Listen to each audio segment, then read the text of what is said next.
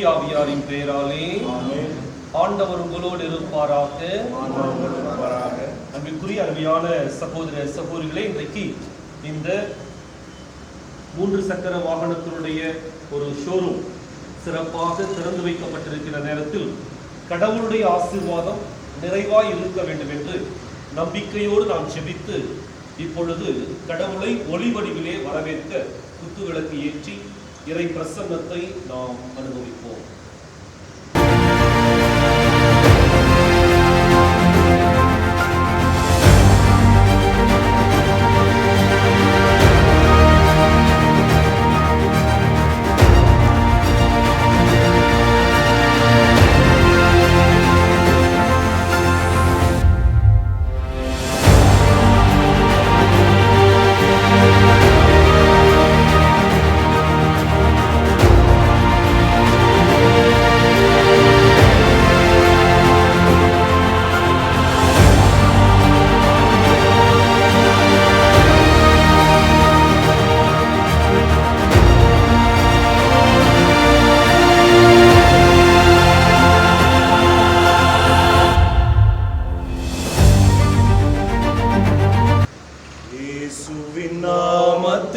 நாமத்தினால் கூடிடும் சமயங்களில் திவ்யாவ சமூகம் நம் அருகினில் இருக்கிறது.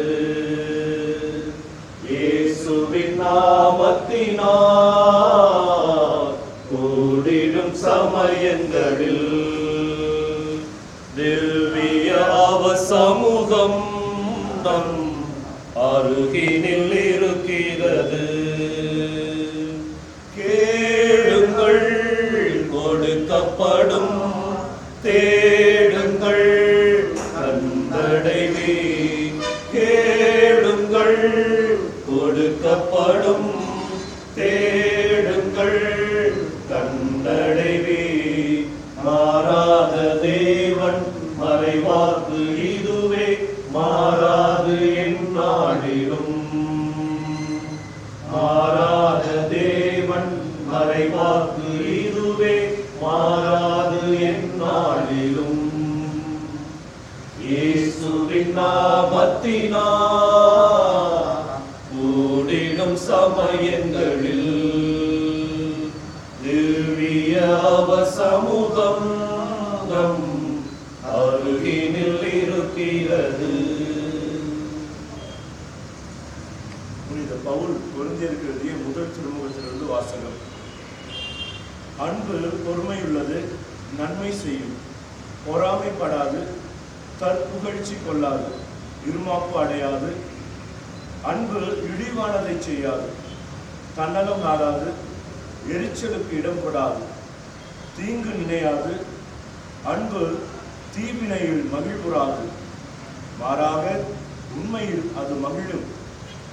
அன்பு அனைத்தையும் பொறுத்து கொள்ளும், அனைத்தையும் நம்பும், அனைத்தையும் எதிர்நோக்கி இருக்கும், அனைத்திலும் மன உறுதியாயிருக்கும். அன்பர்களே, சிந்திப்பதில் நீங்கள் சிறுபிள்ளைகள் போல் இராதீர்கள். தீங்கு செய்வதில் குழந்தைகள் போலவும், சிந்திப்பதில் முதிர்ச்சி அடைந்தவர்கள் போலவும் இருங்கள். இது ஆண்டவர் வழங்கும் அருள்வாக்கு. இறைவனுக்கு நன்றி. பிரியமானவர்களே, நம்முடைய பதிலாக நேர்மையாளரின் நெறியை ஆண்டவர் கருத்தில் கொள்வார். நேர்மையாளரின் நெறியை ஆண்டவர் கருத்தில் கொள்வார். பொல்லாரின் சொல்படி நடவாதவர், பாவிகளின் தீய வழியில் இல்லாதவர், இகழ்வாரின் குழுவினில் அமராதவர் நற்பேறு பெற்றவர். பல்லவி. நேர்மையாளரின் நெறியை ஆண்டவர் கருத்தில் கொள்வார். ஆண்டவரின் திருச்சட்டத்தில் மகிழ்வுறுபவர், அவரது சட்டத்தை பற்றி இரவும் பகலும் சிந்திப்பவர் நற்பேறு பெற்றவர். பல்லவி. நேர்மையாளரின் நெறியை ஆண்டவர் கருத்தில் கொள்வார். நீரோடையோரம் நடப்பட்ட மரம் போல் இருப்பார், பருவ காலத்தில் கனிதந்து என்றும் பசுமையாயிருக்கும் அம்மரத்திற்கு ஒப்பாவார். தாம் செய்வதனத்திலும் வெற்றி பெறுவார். பல்லவி. நேர்மையாளரின் நெறியை ஆண்டவர் கருத்தில் கொள்வார். பொல்லார் நீதி தீர்ப்பின் போது நிலை நிற்க மாட்டார், பாவிகள் நேர்மையாளரின் மன்றத்தில் இடம்பெறார். நேர்மையாளரின் நெறியை ஆண்டவர் கருத்தில் கொள்வார், பொல்லாரின் வழியோ அழிவை தரும். பல்லவி. நேர்மையாளரின் நெறியை ஆண்டவர் கருத்தில் கொள்வார். மிகுரிய அருமையான சகோதர சகோதரிகளே, அண்ணன் டேவிட், அதே போல அப்பா அவருடைய அந்த முன்மாதிரிகை, அவருடைய அந்த உழைப்பு, மைக்கேல் இன்றைக்கு ஒரு மிகச்சிறந்த ஒரு ஷோரூமை இந்த இடத்துல திட்டமிட்டு கொண்டு வர வேண்டும் என்று சொல்லி உங்களுடைய எண்ணம், ஏக்கம், எதிர்பார்ப்பு இதெல்லாமே நிறைவேறி இருக்கிறது. எனவே முதல்ல கடவுளுக்கு நன்றி சொல்லுவோம். காரணம், நம்முடைய மனித முயற்சி ஒரு பக்கம், கடவுளுடைய ஆசீர் இல்லாம எந்த காரியம் நடக்காது. எனவே கடவுளுடைய அருள் இன்றைக்கு 100% இந்த இடத்துல, அதுவும் கோயம்புத்தூர் கார்பரேஷன் லிமிட்டுக்குள்ள ஒரு ஷோரூம் ஆரம்பிக்கிறது அப்படிங்கிறது அது ஒரு கனவு இல்லையா? அந்த கனவு இன்றைக்கு நனவாகி இருக்குது. அப்படிங்கும் போது உண்மையாகவே இறைவன் உங்களுக்கு ஆசீர்வாதத்தை 100% கொடுக்கிறது. இரண்டாவது, இன்றைக்கு உங்களுடைய உழைப்பினுடைய அடுத்த கட்டத்திற்கு நீங்க வந்திருக்கீங்க.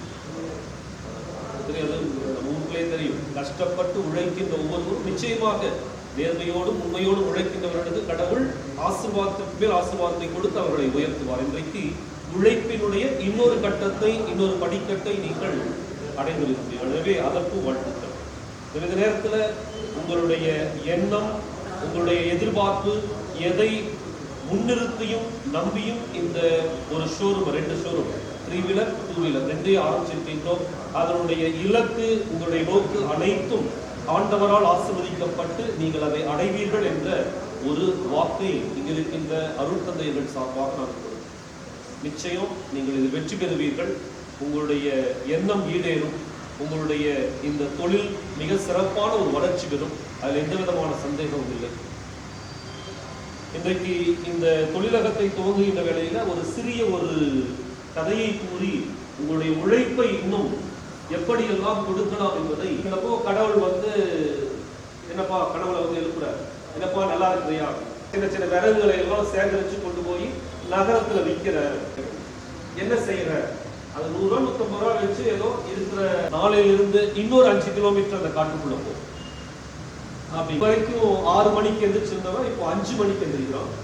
5 கிலோமீட்டர் டவுன்ல விற்கிறான். பார்த்தா இப்போ 150 ரூபா கிடைச்சிட்டு இருந்த இடத்துல ஒரு 300 ரூபாயிலிருந்து 400 ரூபா கிடைக்குது. இப்படியே கொஞ்சம் இருக்கிறேன், ஒரு சின்னதா ஒரு ஓட்டு வீடு கட்டி இருக்கிறேன் அப்படின்னு சொல்லி அவர் சொல்றாரு. அப்போ கடவுள் சொல்றாரு, இல்லப்பா 4 மணிக்கு 10 கிலோமீட்டர் போயிட்டு இருந்தவன் 15 கிலோமீட்டர் போறோம். 15 கிலோமீட்டர் உள்ளுக்குள்ள போய் அந்த போராளியோட போய் அடிச்சுட்டு உட்காரும் போது அந்த பாறைக்குள்ள இருந்து ஒரு வித்தியாசமான ஒரு சத்தம். அவனுக்கு திடீர்னு ஏதோ மனசுக்கு படுது. மெதுவாக அந்த பாறையை குடைய ஆரம்பிக்கிறான். அப்போ அந்த பாறையை குடைய உள்ளுக்குள்ள போக போக போக பார்த்தா ஒரு தங்க சுரங்கம். அந்த தங்கத்தை வெட்டி எடுக்கிறான், விற்கிறான். வாழ்க்கைக்கு தேவையானது எல்லாத்தையும் அவன் பெற்றுக்கொள்கிறான். கதை தான். ஆனால் சொல்லுகின்ற நீதி ஆழமானது. என்ன அப்படின்னா, எந்த அளவுக்கு நாம் உழைப்பை, முயற்சியை கூட்டி கொடுக்கின்றோமோ அந்த அளவுக்கு தான் கடவுளுடைய ஆசீர்வாதம் நம்மோடு.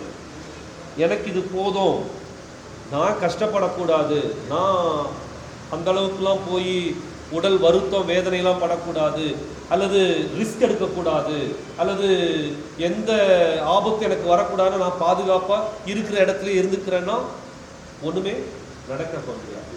ஒரு வியாபாரம், ஒரு தொழில், ஒரு உழைப்பு அப்படிங்கிறது கஷ்டத்தையும் வலியையும் வருத்தத்தையும் பொறுத்தது. 100% நம்முடைய உழைப்பை கொடுத்தால் 1000 மடங்கு கடவுள் ஆசீர்வதிப்பார். அதான் கடவுளுடைய. அதனாலதான் தொடக்க நூல்ல ரொம்ப அழகா அவர் சொல்லுவாரு, நெற்றி வியர்வை நிலத்தில் விழ உழைத்து உணவை உண்பாய் அப்படின்னு சொல்லிட்டு ஆதாமுக்கு அவர் கட்டளை கொடுக்கின்ற பொழுது அந்த உழைப்பினுடைய அவசியத்தையும் அதனுடைய அற்புதத்தையும் அவர் சொல்லி காமிப்பார். கடந்த சனிக்கிழமை என்று கருமன்ல நவநாளின் பொழுது அந்த தலைப்பே உழைப்பு தான். அப்ப இன்றைக்கு உழைப்பு அப்படிங்கிற பட்சத்துல நீங்கள் 3 காரியங்களை உங்களுடைய மனதில் பதிய வைத்துக் கொள்ளுங்கள். ஒன்று, உங்களுடைய உழைப்பு நேர்மையானதாக இருக்கிறது. எந்த ஒரு காரியம், எந்த தொழில், எப்படிப்பட்ட ஒரு வேலையாக இருந்தாலும் சரி, அந்த தொழிலில் ஒரு, அதனாலதான் இன்றைக்கு அந்த திருப்பாடல் அழகா சொல்லுது, பொல்லார் நீதி தீர்ப்பின் போது நிலை நிற்க மாட்டார், பாவிகள் நேர்மையாளரின் மன்றத்தில் இடம்பெறார், நேர்மையாளரின் நெறியை ஆண்டவர் கருத்தில் கொள்வார், பொல்லாரின் வழியோ அழிவை தரும். எனவே நம்முடைய உழைப்புல நேர்மை இருக்க வேண்டும். ஒன்று. இரண்டாவது, உழைப்புல முயற்சி இருக்க வேண்டும். இவரு ஐசக் நியூட்டன் வந்து ஏன் ஆப்பிள் கீழே விழுகுது அப்படிங்கிறத சிந்திச்சதுனாலதான் புவியீர்ப்பு விசை வந்துச்சு. புவியீர்ப்பு விசை வந்ததுனாலதான் அதை எதிர்த்திருக்கின்ற ஒரு ஏரோப்ளேனோ அல்லது ஒரு ஹெலிகாப்டரோ பறக்க முடியும். அப்போ சிந்திக்க வேண்டும், அப்போ முயற்சி இருந்து கொண்டே இருக்க வேண்டும். இன்னைக்கு இதோட நிறுத்திடக்கூடாது. இதை தாண்டி இன்னொரு படிக்கட்டு அடுத்தது எங்க போறோம் அப்படிங்கிறதனுடைய ஒரு லட்சியம் நமக்குள் இருந்து கொண்டே இருக்க வேண்டும். இறுதியாக உங்களுடைய உழைப்பு உங்களுக்கு வலியையும் வருத்தத்தையும் கொடுக்கின்ற பொழுது அதில் ஒரு நிம்மதியும் சந்தோஷம் இருக்குது. ஐயோ, இந்த உழைப்பு எனக்கு வலியை கொடுக்குது. ஒருவேளை சில உழைப்பு உடல் வலியை கொடுக்கும், சில உழைப்பு வந்து மனதில் வலியை கொடுக்கும். ஏன்னா ஒரு முதலீடு பண்ணுறோம், அதில் ஒரு நஷ்டம் அடைகின்ற பொழுது மனசில் வலி வரும். ஒரு உழைப்பு நம்முடைய நிலத்தில் வேலை செய்கிறோம், அது உடல் வலியை கொடுக்கும். உடல் வலியோ மனவலியோ எதையும் தாண்டி சிந்திக்கின்ற செயல்படுகின்ற ஒரு உறுதிப்பாடு உங்களுக்குள் இருக்க வேண்டும். இந்த மூன்றையும் உங்களுடைய வாழ்க்கையில், ஒன்று நேர்மை, இரண்டாவது முயற்சி, மூன்றாவது வலிவருத்தங்களை தாங்குகின்ற அல்லது தாண்டி சிந்திக்கின்ற ஒரு உறுதிப்பாடு. இவற்றோடு உங்களுடைய இந்த ஷோரூம், அதே போல நீங்கள் செய்கின்ற மற்ற தொழில்கள் எல்லாம் வளர வாழ வாழ்த்துகின்றேன். இங்கு இருக்கின்ற அனைவருக்கும் உங்களுடைய கடவுளின் பெயரால் வாழ்த்துக்களை தெரிவித்துக் கொள்கின்றேன். சிறப்பாக நம்பிக்கை நிறைந்த உள்ளத்தோடு நாம் அனைவரும் இணைந்து செபிப்போம், நன்றி கூறுவோம். காரணம், எல்லா காரியங்களுமே கடவுளால் நமக்கு கொடுக்கப்பட்டிருக்கு அப்படிங்கிற நம்பிக்கை நமக்கு இருந்துச்சுன்னா, இன்றைக்கு கடவுளுக்கு நன்றி செலுத்தி தொடர்ந்து இறைவா எங்களையும் இந்த நிறுவனத்தையும் இங்கு வருகின்ற வாடிக்கையாளர்களையும் ஆசீர்வதியும் என்று சொல்லி நம்பிக்கையோடு ஒப்புக் கொடுப்போம். நன்றி என்று சொல்லுகிறோம் நாதா, நாவாலே துதிக்கிறோம் நாதா. உமக்கு நன்றி என்று சொல்லுகிறோம் நாதா, நாவாலே துதிக்கிறோம் நாதா. நன்றி இயேசு ராஜா, நன்றி இயேசு ராஜா, நன்றி இயேசு ராஜா, நன்றி இயேசு ராஜா. நன்றி என்று சொல்லுகிறோம் நாதா, நாவாலே துதிக்கிறோம் நாதா. புதிய கடையை தந்தீரே நன்றி ராஜா, புதிய கடையை தந்தீரே நன்றி ராஜா. நிறை மகிழ்ச்சி தந்தீரே நன்றி ராஜா, நிறை மகிழ்ச்சி தந்தீரே நன்றி ராஜா. நன்றி என்று சொல்லுகிறோம் நாதா, நாவாலே துதிக்கிறோம் நாதா. செபிப்போம். எங்களை நேசித்து பாதுகாத்து பராமரித்து வழிநடத்தி வருகின்ற எங்கள் அன்பின் பரலோக பிதாவே, உங்களுடைய அன்பு கரத்துல இந்த ஷோரூமை ஒப்புக் கொண்டிருக்கின்றோம். ஆண்டவரே, திருவாளர் டேவிட் அவர்கள் தன்னுடைய ஆலோசனையிலும் முயற்சியிலும் உழைப்பிலும் சிறப்பாய் உழைத்து சிந்தித்து இந்த ஷோரூமை இந்த இடத்திலே கொண்டு வந்திருக்கின்றார். அவருடைய எண்ணங்களையும் எதிர்பார்ப்புகளையும் நீரே நிறைவேற்றுவீராக. அவருக்கு உறுதுணையாக இருக்கின்ற அவருடைய மனைவி இந்த காரியத்தை சிறப்பாய் கொண்டு செல்வதிலே தன்னுடைய உழைப்பு முழுவதையும் கொடுப்பாராக. ஆண்டவரே, இந்த இடத்துல இந்த ஒரு நிறுவனம் பல வாடிக்கையாளர்களை கவர்ந்தெழுப்பதாக, அவர்கள் இந்த இடத்திற்கு வந்து தங்களுக்கு தேவையான 3-வீலரோ 2-வீலரோ வாங்கி சென்று சிறப்பான ஒரு பயனையும் பலனையும் பெற்றுக் கொள்வார்களாக. பல பேருக்கு இந்த ஷோரூம் தெரிய வருவதாக, அதன் வழியாக நியாயமான ஒரு பொருளை அவர்கள் இங்கு வந்து நியாயமான விலை கொடுத்து பெற்றுக் கொள்வார்களாக. அதே போல இந்த இடத்தை இவர்களுக்கு கொடுத்திருக்கின்ற அருமையான குடும்பத்தினரை ஆசீர்வதித்தருளும். அவர்களுக்கு நீரே நல்ல உடல் நலம், சமாதானம் அனைத்தையும் கொடுத்து ஆசீர்வதித்தருளும். இன்றைக்கு இந்த ஷோரூமினுடைய காரியங்களை எல்லாம் சிறப்பாக வெளிப்படுத்தி திறந்து வைத்திருக்கின்ற அருமையான மேலாளர் அவர்களை நீரை ஆசீர்வதிப்பீராக. ஆண்டவரே, இவர்கள் எடுக்கின்ற எல்லா முடிவுகளிலும் முயற்சிகளிலும் நீ உடனிருந்து இவர்களுக்கு தகுந்த நேரத்தில் தகுந்த ஆலோசனைகளை கொடுத்து எப்படியெல்லாம் இந்த வியாபாரத்தை பெருக்க வேண்டும் என்ற நுட்பமான அறிவை கொடுத்து வழிநடத்துவீராக. இன்னும் இங்கு பணியாற்ற இருக்கின்ற பணியாளர்கள் ஒவ்வொருவரையும் ஆசீர்வதித்தருளும். அவர்கள் உண்மையோடும் நேர்மையோடும் இவர்களுக்கு பணியாற்றுவார்களாக. அதே போல இங்கு விற்கப்படுகின்ற பொருட்கள் அனைத்தும் தரமானவையாக இருப்பதாக, உங்களுடைய ஆசீர்வாதம் இங்கு தங்குவதாக. யாதொரு தீய சக்தியும் தீமையின் பிடியும் இந்த இடத்தை அணுகாதபடிக்கு பாதுகாத்துக் கொள்ளும். உங்களுடைய தூதர்கள், உங்களுடைய பிரசன்னம் அவை அனைத்தும் இந்த இடத்துல, இந்த ஷோரூம்ல இருப்பதாக. இந்த ஷோரூமை சுற்றி எல்லா நல்ல காரியங்களும் சிறப்பாய் நடைபெறுவதாக. யாதொரு தீமையும் இதை அணுகாதபடிக்கு நீர் பாதுகாத்து வழிநடத்த வேண்டும் என்று ஆண்டவரும் திருமகனுமாகிய இயேசு கிறிஸ்துவின் ஈடு இறைஷ்ரமத்தில் கேட்கின்றோம் எங்கள் உயிருள்ள நல்ல தந்தையே. எல்லாம் வல்ல இறைவன் தந்தை, மகன், தூயாவி நிறைவாய் ஆசீர்வதிப்பாராக. நன்றியால் துதி பாடு நம் இயேசுவை நாவாலே என்றும் பாடு. நன்றியால் துதி பாடு நம் இயேசுவில் உண்மையுள்ளவர்.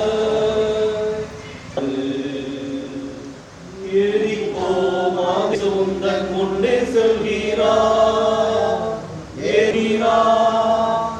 கலங்கிடாதே கலங்கிடாதே திகை தேடாதே, துதியினால் இடிந்து விழும். நன்றியால் துதி பாடு நம் இயேசுவை நாவாலே என்றும் பாடு. தந்தை, மகன், தூய ஆவியாரின் பெயராலே வாழ்த்துக்கள்.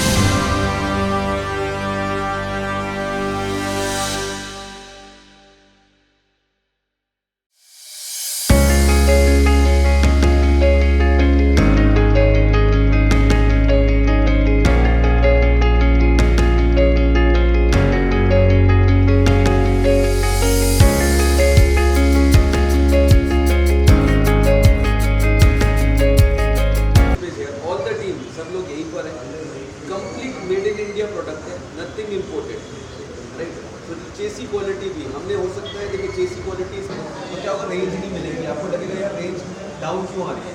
तो जब ब्रेक की जरूरत है, when it is needed, do then don't, otherwise nothing else.